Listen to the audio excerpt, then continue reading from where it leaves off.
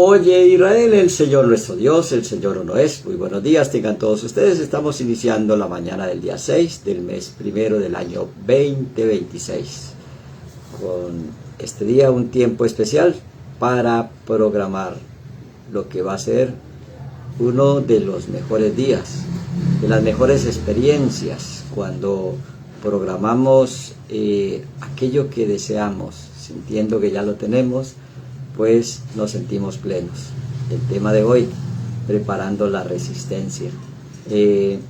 ¿Cómo podemos nosotros resistir a un modelo que quiere absorber, que quiere controlar, que quiere que no se sacia del dinero, que no se sacia de la fama, que no se sacia del poder, que siempre está pidiendo más? Y como dice la Escritura, que el ojo no se sacia de ver, ni el rico en su riqueza. Por eso, cuando entendemos que ese vacío, que nada lo sacia, es porque una vasija no puede llenar a otra vasija. Una vasija solamente la llena la luz. Y es allí donde venimos a tomar este tema. Nadie aprende lo que alguien le explica. Aprende lo que atraviesa, lo que pasa por su vida. Por eso tantas dificultades. El sistema de esclavitud, un sistema político, religioso, económico y científico, que se refiere a que todos los que no están de acuerdo con ese sistema físico, material, y con sus posturas, sufran dolor en su cuerpo y sufran penalidades. Por eso los personajes de la Torá, los personajes de la instrucción para la vida, no son personajes, son personificaciones. Entonces empezamos el segundo libro de las Escrituras, llamado Shemot, traducido como nombres y mal interpretado como Éxodos, donde existe un faraón que no es un personaje, es un símbolo de la soberbia y de la opresión y de lo que se resiste a la voluntad divina. Se resiste al amor, al perdón, a la misericordia, a dar la razón, y entonces eso se describe como un faraón, paró, como algo que no es físico, pero que sí es físico, y antes de que tome fisicalidad, primero se formó en la emoción. El plan divino nos dice que mis pensamientos son pensamientos de bien y no de mal. La conciencia ególatra, que está determinada como el faraón que gobierna en Egipto, o sea, la soberbia y opresión que gobierna en la estrechez, que te hace sentir que no puedes, que no tienes, y que eres carente de todo, que nos roba la identidad de la conciencia divina. Esa conciencia divina está en la vida de Moisés o Moshe. Para Faraón, pensar que uno es el centro del universo y que puede hacer lo que le venga en gana sin consecuencias, es la idea del ególatra, es la idea del que se conoce como el narcisista, es la idea del faraón. ¿Cómo se cae un faraón? Cuando decimos el Todopoderoso es mi fuerza y mi fortaleza y mi salvación.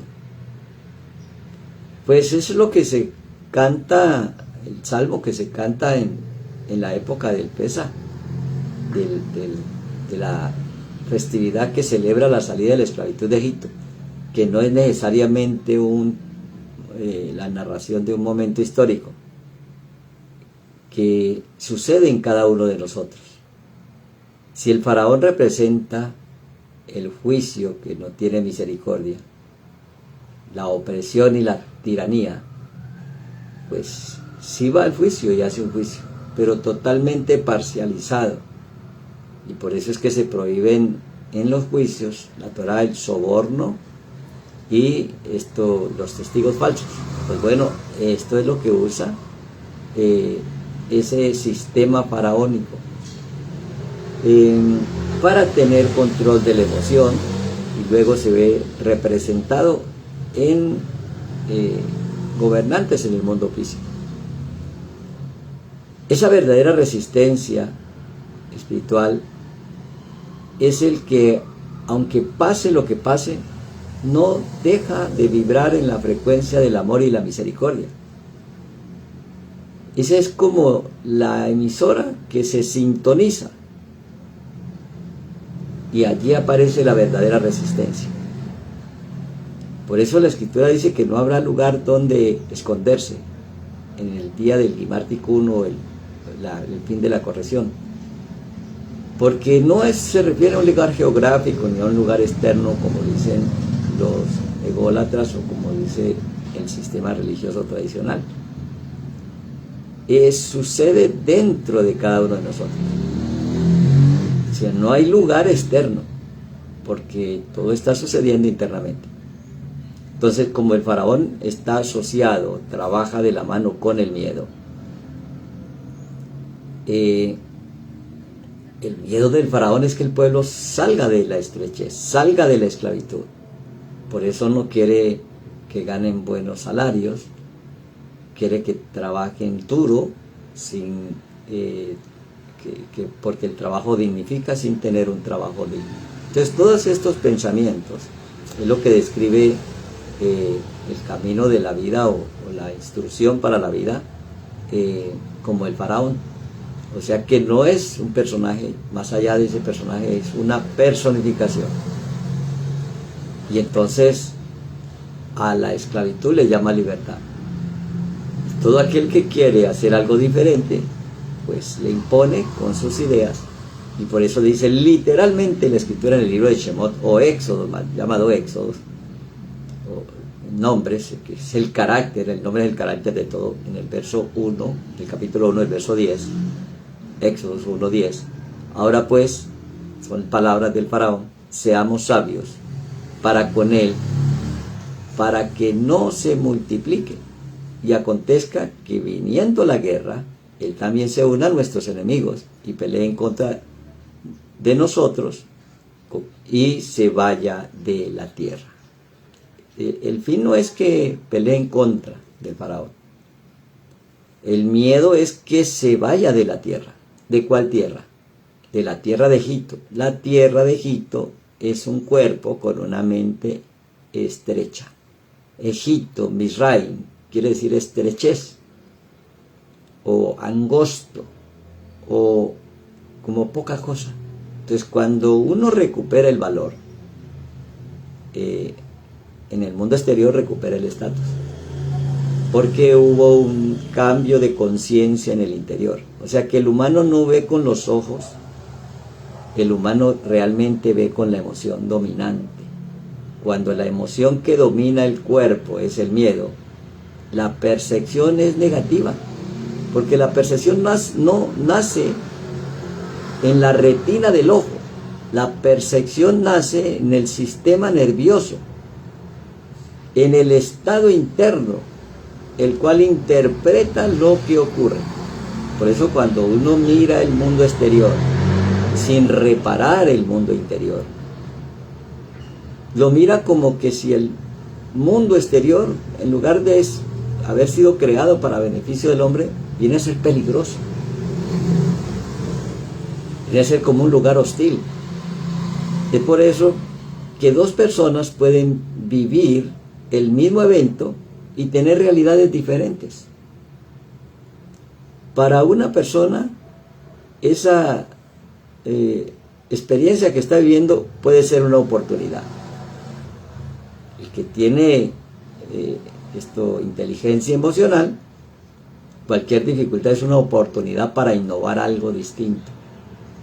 Pero para otro que está viviendo el mismo evento, es una amenaza, es un peligro, es un riesgo. Y esa amenaza, ese peligro, ese riesgo genera miedo.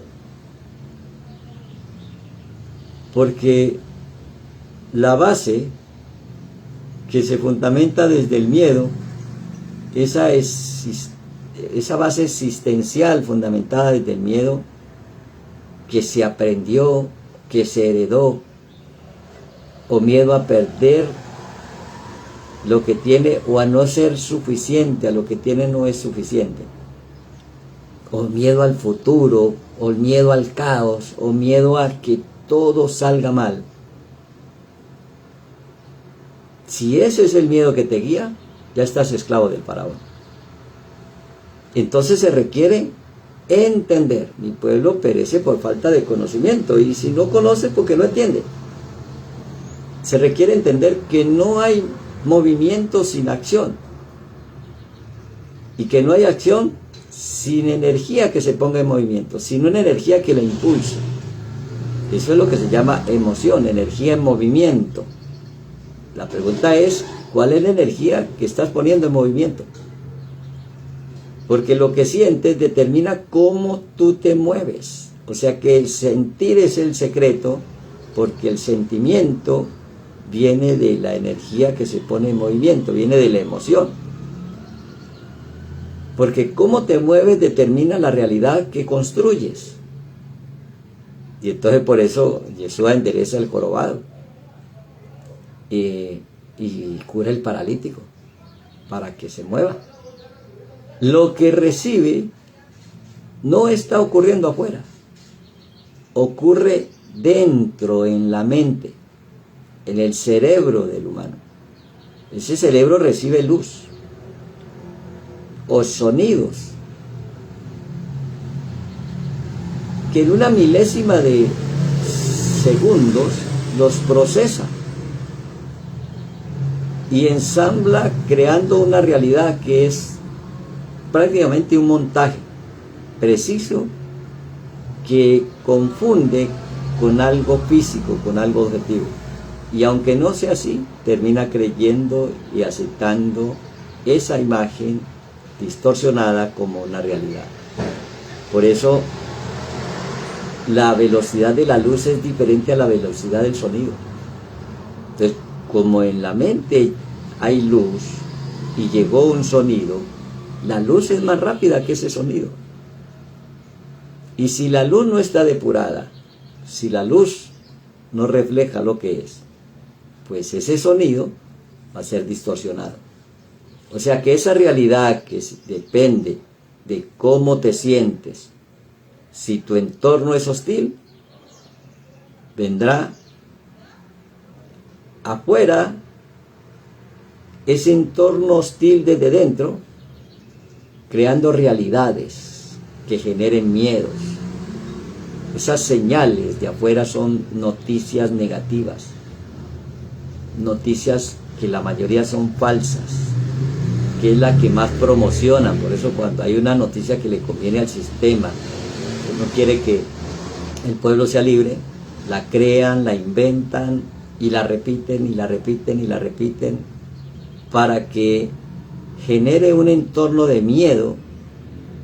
Y entonces desde el miedo la persona queda esclava.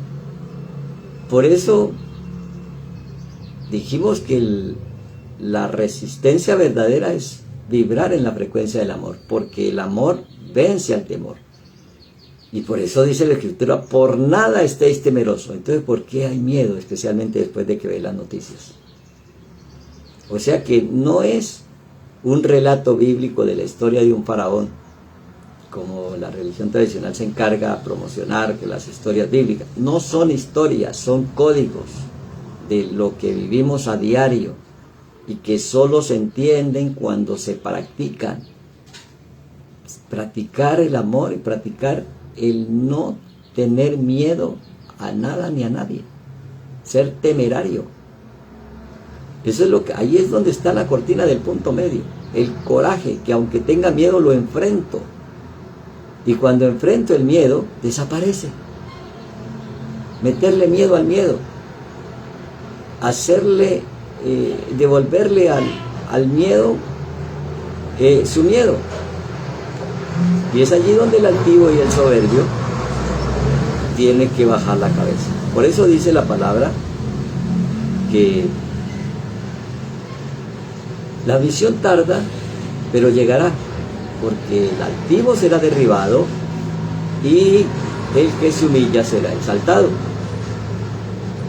Pero si la dificultad no fuera un error, si el miedo no fuera una falla, sino una herramienta del diseño, que cuando sientes miedo, generas un poder creativo, porque si todo es para bien, pues sin obstáculos no habrían desafíos, y sin desafíos no habría un interés,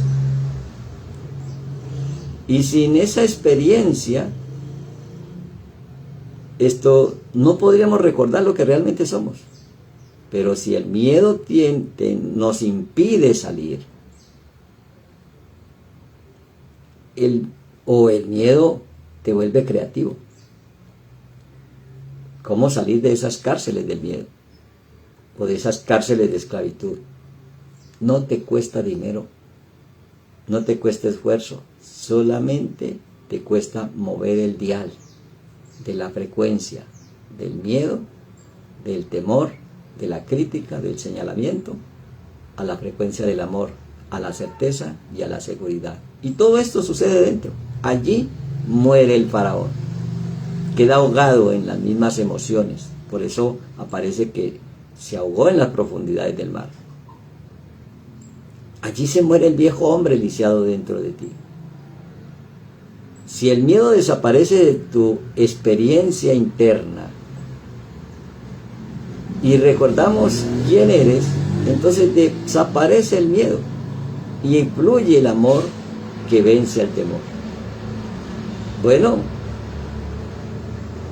es que solo bajo presión hay innovación y cambios. Entonces, si el miedo es una señal que te revela el punto donde está atrapado, si las iras, la rabia, las peleas, es porque hay un miedo sin identificar, entonces cuando lo percibimos, cuando lo identificamos, se inicia ese cambio interior. La misma situación, el mismo mundo, pero otra lectura. La lectura de que todo es para bien. Por eso debe haber pureza, porque solo para los puros todas las cosas son puras. Pero los impuros, los que están afectados por el miedo sin reparar, pues todas las cosas van a ser impuras. Y por eso se escucha, el mundo está hecho un caos, se inició este nuevo año con tantas dificultades. Entonces, en lugar de empezar a innovar, y esa innovación se trata de dejar ir al miedo y aplicar la escritura. Escudriña la escritura. Por nada estéis temerosos, no tengas temor de ellos, porque yo te lo he entregado en tus manos. O sea que un cambio por entender que no es escapando ni luchando, que solo es controlar la percepción. Entonces allí el miedo no es un monstruo externo que te amenaza con destruirte, es un programa interno. Y es allí donde podemos nosotros aplicar la verdadera resistencia, que es la capacidad de vibrar imperceptiblemente al caos, que el caos no te encuentre.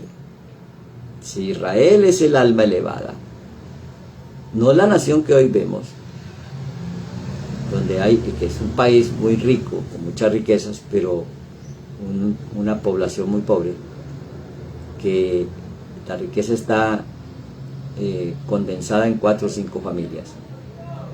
Esos dueños del dinero son los que controlan todo el sistema de inteligencia artificial, el sistema político, financiero, económico, científico y religioso. Entonces esos reyes también están en contra de Israel, aunque vivan en el territorio que le llaman Israel. Entonces, ¿cómo verlo todo? Porque dice la palabra que todo ojo lo verá. Y no lo ve por el tamaño del evento que está sucediendo, porque a través de un celular podemos mostrar cualquier cantidad de imágenes a mucha gente, se replica, al final todo lo ven.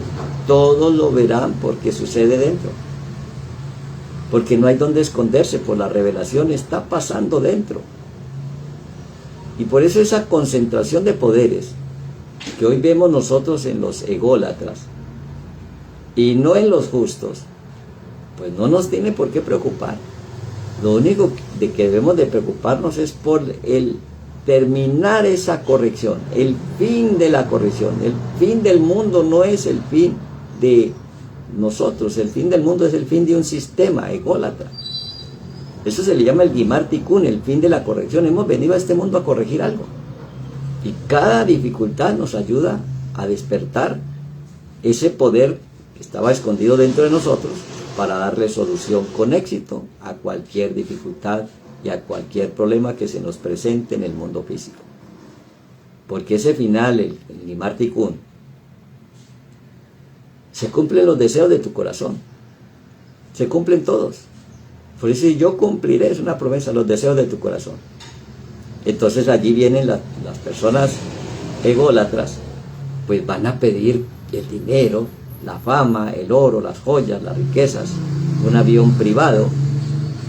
Pero los justos, los que saben que tienen el poder creativo, que no hay necesidad de pedir esas cosas porque las puedo crear, entonces empiezan a volar, porque pidieron la luz para poder volar. ¿Y para qué quiero un avión privado si con la velocidad de la luz puedo transportarme al lugar deseado? ¿O para qué quiero dinero si lo puedo crear? ¿O para qué quiero cosas si las puedo diseñar y las puedo manifestar? Entonces, allí solamente se dedica el justo a vivir en alegría, en gozo, en agradecimiento. Entonces, preparamos esa resistencia, que el nivel de frecuencia en el cual vibres sea en la frecuencia del amor. Que no te dejes engañar de las falsas noticias que te inducen a dividir o a tomar el apoyo de un bando o de otro, o a ser neutral. Nosotros necesitamos aprender a ver, porque no somos ni el que piensa, ni el que siente, ni el pobre, ni el rico, somos el que ve. Y cuando tú controlas la percepción, tienes control de tu emoción, y se llama autoridad, control sobre uno mismo. En esa autoridad, eres dueño de todo, porque despertó el amor propio, el amor por el Creador, y ahora el amor por el prójimo. Entonces se van de tu vida y de tu entorno las batallas, las guerras, todas aquellas cosas que habíamos visto nosotros, que quizás era el enemigo. Ahí es cuando puedes amar a tu enemigo, porque despertó en ti un poder que estaba dormido y estaba en estado potencial, como en estado semilla. Por eso en el libro de Revelaciones, en el capítulo 1, dice aquí que vienen con las nubes y todo ojo lo verá, y lo que le traspasaron y todos los linajes de la tierra harán lamentación por él. Sí, amén. Yo soy el alfa y el omega, el principio y el fin, dice el Señor. El que es, el que era, el que ha de venir, el Todopoderoso. revelaciones, mal llamado Apocalipsis 1, 7 y 8. Bueno, también está en los evangelios. Como dijo el profeta Isaías, dice el evangelio de Lucas en el capítulo 3, que Isaías, el profeta, dice: vos que clama en el desierto, prepare el camino al Señor, enderece las sendas antiguas, enderezad las sendas, que todo valle sea rellenado, y se bajará todo monte y collado. Pues bueno, eso es lo mismo, que el altivo será derribado y que se humilla será exaltado. Los caminos torcidos serán enderezados y los caminos ásperos allanados. Cuando suceda eso, y verá toda carne la salvación de Dios. Entonces, ¿cómo podemos ver? ¿Cómo que todo lo verá? Bienaventurados los limpios de corazón, porque ellos verán a Dios, como dice el libro de Mateo. Y también en el capítulo 24 de ese mismo libro, en el verso 30, dice que aparecerá la señal del Hijo del Hombre en el cielo, y entonces lamentarán todas las tribus de la tierra y verán al Hijo del Hombre viniendo sobre las nubes del cielo, con poder y gran gloria. Y enviará a sus ángeles con gran voz de shofar o de trompeta, juntarán a los escogidos de los cuatro vientos desde un extremo del cielo al otro. Bueno, entonces aparecerá la señal del Hijo del Hombre. Y todos lamentarán, las tribus de la tierra, y verán al Hijo del Hombre viniendo. O sea, si todos los vemos, ¿dónde está? ¿Dónde está el televisor? Si alguien en cualquier sitio no tiene ni siquiera conexión energética. Ese es el despertar de conciencia que sucede no en el mundo exterior, sino en el mundo interior. Y hoy tenemos esa oportunidad, esa gran oportunidad de no dejar enfriar el amor.